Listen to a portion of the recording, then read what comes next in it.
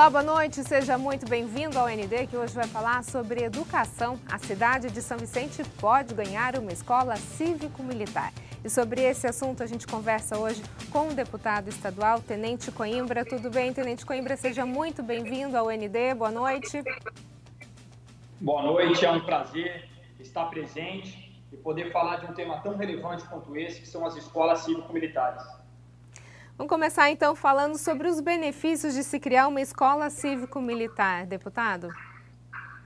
Os benefícios eles são diversos, mas principalmente em relação à absorção do conteúdo, né? Os índices mostram, principalmente relacionados ao IDEB, que é o índice que mede o desenvolvimento da nossa educação básica, que uma escola, quando ela se torna cívico-militar, ela tem a subir em torno de 20% de nota no IDEB. Correlacionado ao investimento em torno de 6,7 maior dentro de um colégio.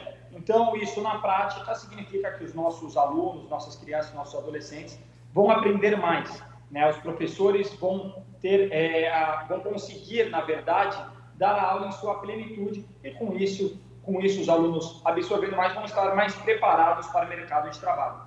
A grande diferença, deputado, quando a gente fala que as crianças numa escola cívico-militar vão aprender mais, quer dizer que por conta da disciplina elas conseguiriam absorver mais o conteúdo?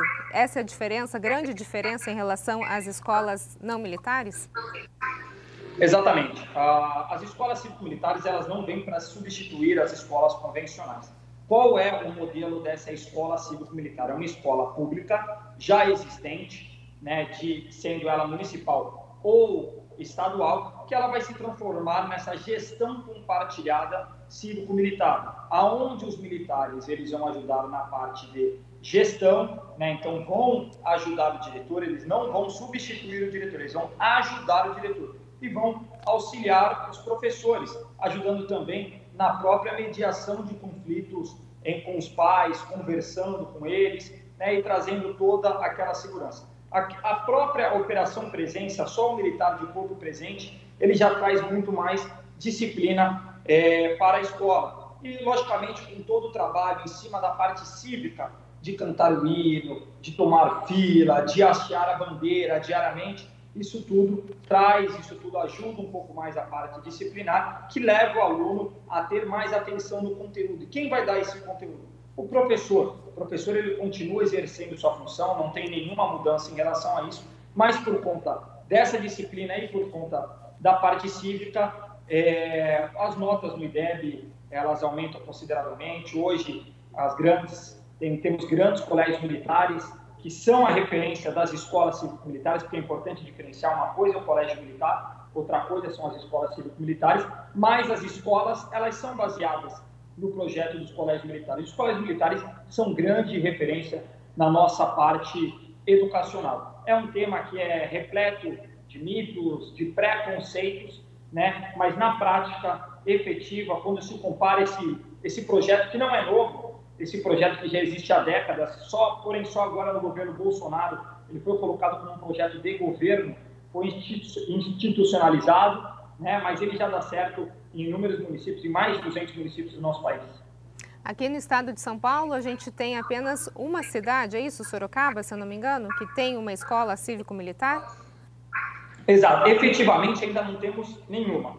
Essa luta minha começou logo que eu tomei posse como deputado. Eu criei a Frente Parlamentar pela implementação das escolas cívico-militares no estado de São Paulo em março, né? E só por volta de julho o governo federal criou o programa, né, institucionalizando esse programa.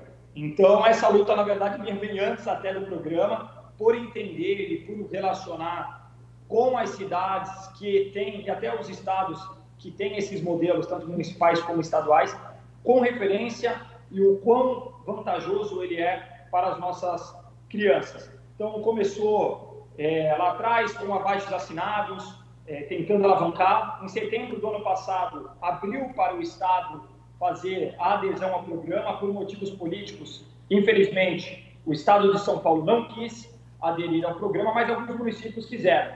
Então, num conjunto, num primeiro momento, iam vir 3 cidades, automaticamente 3 escolas para o Estado de São Paulo. mas uma reformatação foi escolhida uma que seria Campinas.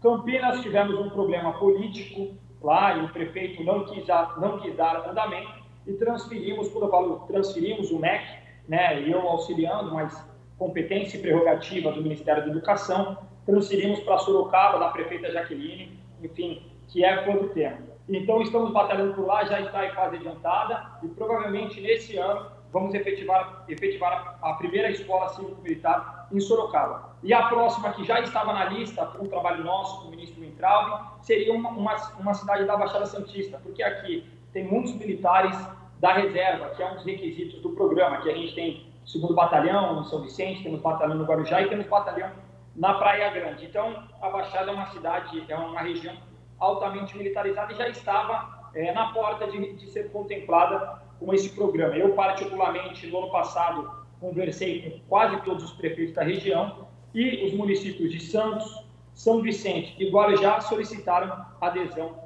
ao programa. E agora, junto com um amigo e competente ministro Milton Ribeiro, né, um vicentino, morador da nossa Baixada, que está no Ministério da Educação, ele sinalizou quando o presidente veio, por volta de umas 3 semanas atrás, quando eu o acompanhava na comitiva, ele anunciou que gostaria de trazer, né, a Escola Cívico-Militar em Santos. Eu levei para ele todos os dados referentes à quantidade de militares e como é possível e plausível e a capacidade que os municípios têm de receber, e tive a oportunidade de conversar com ele em loco em Brasília, e ele abriu, né, confessou que, cumprindo as métricas, vai ser muito proveitoso ele poder colocar uma escola cívico-militar em São Vicente, que é a sua terra natal, né? Sugeriu, inclusive, a área continental, que é uma das áreas de mais vulnerabilidade da cidade.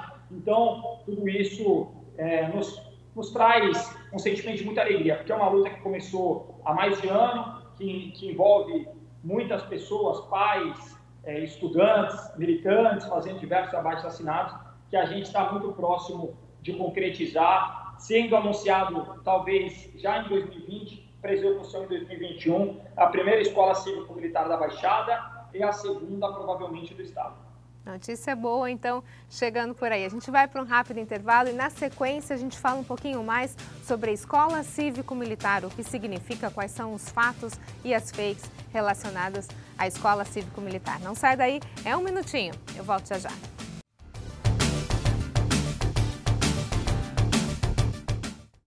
ND está de volta. Nosso assunto de hoje é educação. A cidade de São Vicente pode ganhar uma escola cívico-militar. E sobre esse assunto, a gente está conversando com o Tenente Coimbra, deputado estadual do PSL.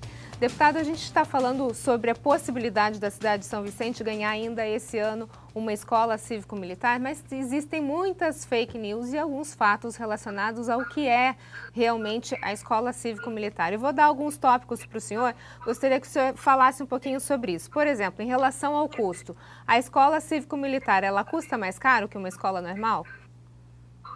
Primeiramente, é importante a gente falar exatamente sobre isso, porque existe muito preconceito com as escolas cívico-militares. A escola cívico-militar, logicamente, ela tem um investimento um pouco maior. Só que o grande mito é que falam que a escola cívico-militar custa 3 vezes mais que uma escola convencional. Uma mentira. Um colégio militar, ele sim é mais caro, parecido nessa proporção. A escola cívico-militar, ela tem um investimento em torno de 7% para um aumento de nota de 20% do IDEB. Então, o investimento, logicamente, é muito vantajoso comparado ao ganho de conhecimento. Justificaria o resultado, né? Com certeza. Outro ponto, doutrina. São colocados pensamentos de direita aos alunos? Isso tudo tentam classificar a escola cívico-militar como uma escola de direita, como uma escola que vai transformar só militares, que vai transformar bolsominions. É uma mentira isso. As escolas cívico-militares vêm muito antes do governo Bolsonaro, os colégios militares vêm muito antes de diversos tipos de governo, né? Então, é uma escola que defende o livre pensamento. Um grande exemplo disso é que o Jacques Wagner, que é um político de esquerda, um nome renomado na esquerda, embora eu não concorde com a ideologia dele, mas é a referência e se formou num colégio militar. Nem por isso virou de direita, nem por isso virou eleitor do Bolsonaro ou qualquer tipo de coisa. A escola cívico-militar, ela vem de um livre pensamento. Você quer ser de esquerda, você vai ser. Você quer ser de direita, você vai ser. Mas o mais interessante é que você vai aprender português, matemática, e lá na frente você decide a sua parte ideológica política. Agora, deputado, professores, funcionários que se neguem a trabalhar na escola quando ela virar uma escola cívico-militar, o que acontece com esses funcionários? Esse programa ele é tão democrático que ele está bem explícito, onde ele coloca que se caso a escola seja contemplada com esse programa, cabe ao município readequar professores e alunos que lá não queiram permanecer.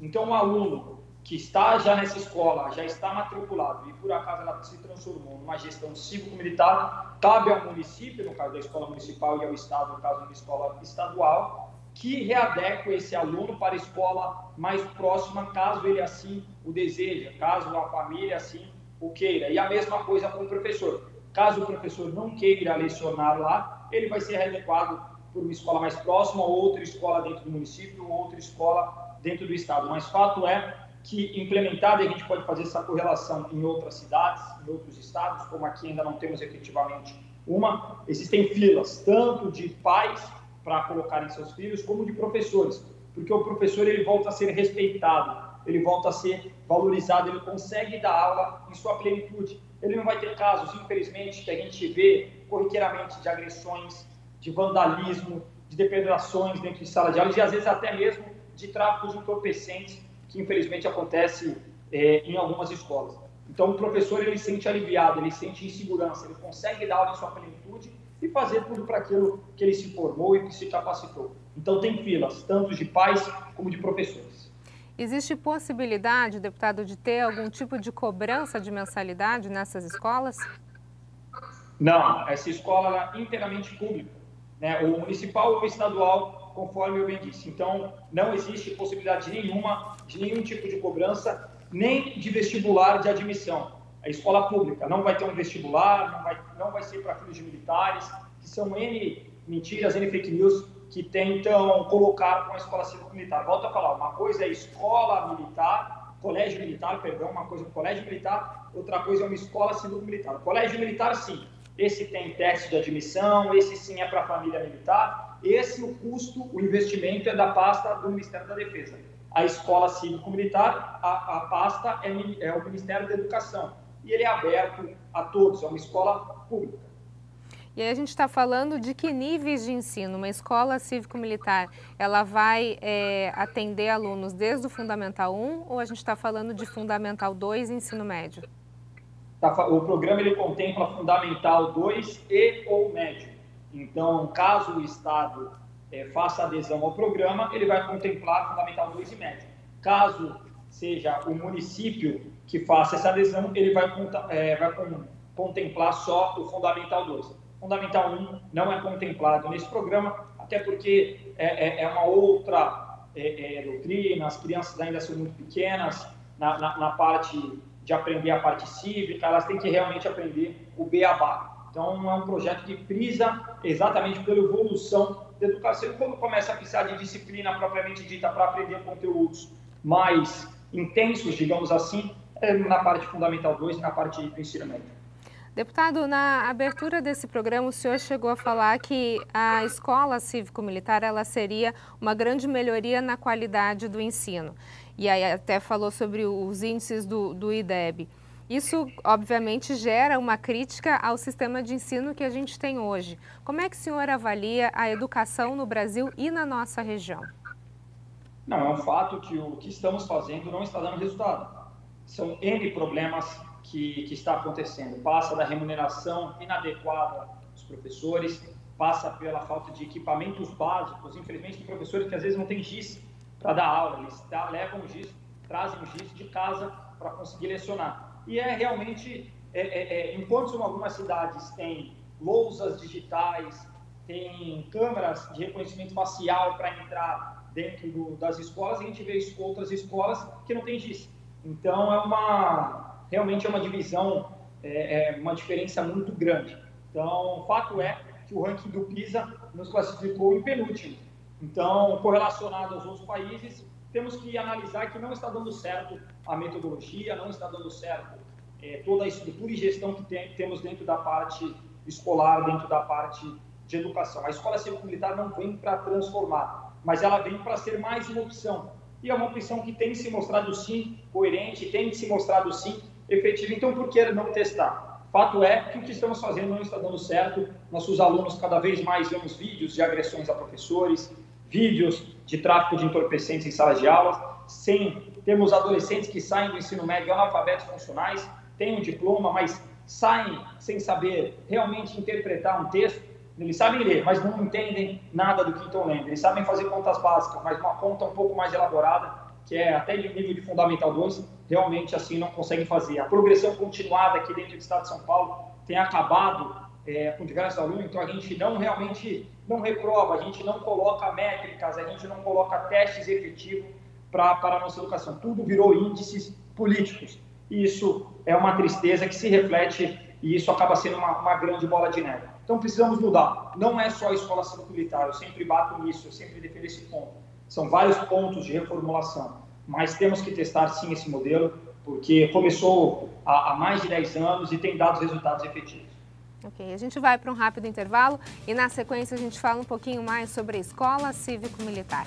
Não sai daí, é um minutinho, eu volto já.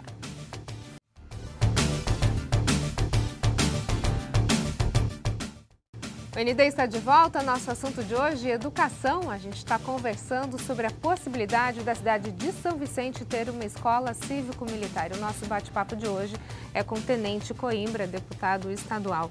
Deputado, a gente está falando sobre a possibilidade de São Vicente ter essa escola cívico-militar. E no bloco anterior, o senhor falou que as escolas, de uma forma geral, né, dentre os centenas de problemas que a gente percebe, um deles é escolas que não têm nem giz.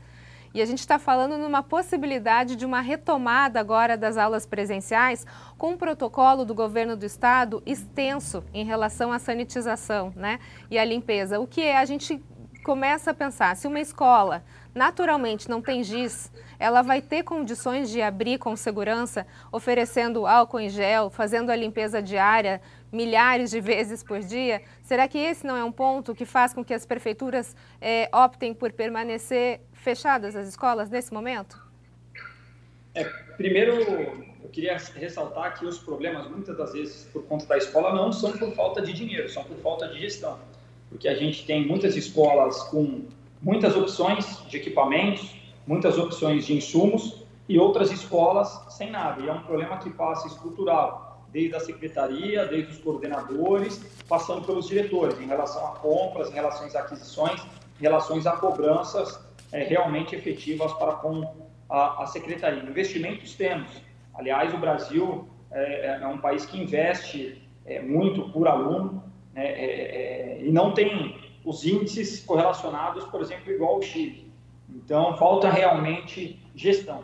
Nesse momento de pandemia é complicado, é uma decisão complicada, porque enquanto temos realmente pais que já voltaram a trabalhar e não têm condições de deixarem seus filhos sozinhos em casa e contavam com a escola para esse período, escola de período integral, ou pelo menos no meio período, isso complica a vida de alguns. A gente tem pais que são realmente do grupo de riscos e as crianças elas acabam sendo realmente vetores dessa doença. Então, um sistema híbrido seria o ideal, contemplando ambas as partes. O que a gente não pode é continuar com hipocrisia, de não querer que voltem as escolas, e a gente vê, por exemplo, esse final de semana na Baixada Santista, as praias lotadas. Você vai no shopping, os shoppings lotados. Você vai em qualquer restaurante, os restaurantes lotados. Então, tem redução de horário, a gente canaliza, tanto no shopping, como no restaurante, como nas academias. Só que o fato é que isso está mais criando aglomeração do que uma dispersão propriamente dita. E a escola vai muito nisso, Tudo está voltando gradativamente ao normal. Eu sei do problema realmente de pais que são do grupo de risco, que não estão saindo, enfim. Então, o modelo híbrido, nesse momento, seria o ideal. E recurso tem. O que falta, muitas das vezes, é a gestão. E aí, quando a gente fala, então, nesse modelo híbrido, onde ele vai utilizar muito a tecnologia e a internet, como é que a gente pode pensar o poder público em relação à internet, por exemplo?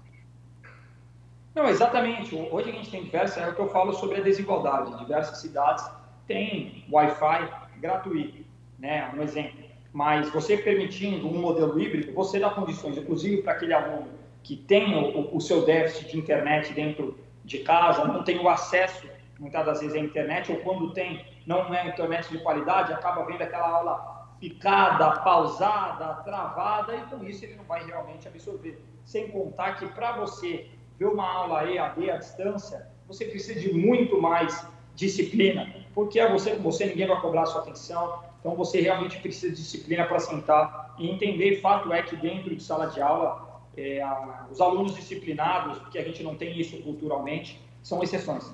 Então, fato é que dentro desse sistema online, meio quase, não tenho proporção para ser exato, mas a grande maioria dos alunos não estão aprendendo com exatidão. Então, esse modelo híbrido facilitaria aquele aluno que realmente não tem condições de ver a aula, pelo sistema online, ele vai conseguir ver essa aula de formatação presencial.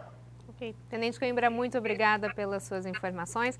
Vamos aguardar então aí, tomara que São Vicente realmente ganhe essa escola cívico-militar. Muito obrigada. Eu que agradeço, e quem quiser continuar nos acompanhando nessa luta para trazer a escola cívico-militar para a Baixada Santista e o maior número de cidades possíveis, acompanhe a gente nas redes sociais. Obrigado por abrir o espaço para falarmos desse tema tão relevante para a nossa educação. Muito obrigada. O ND fica por aqui, uma ótima noite para você. Fique agora com o Jornal da Band. A gente se vê. Um abraço, até mais.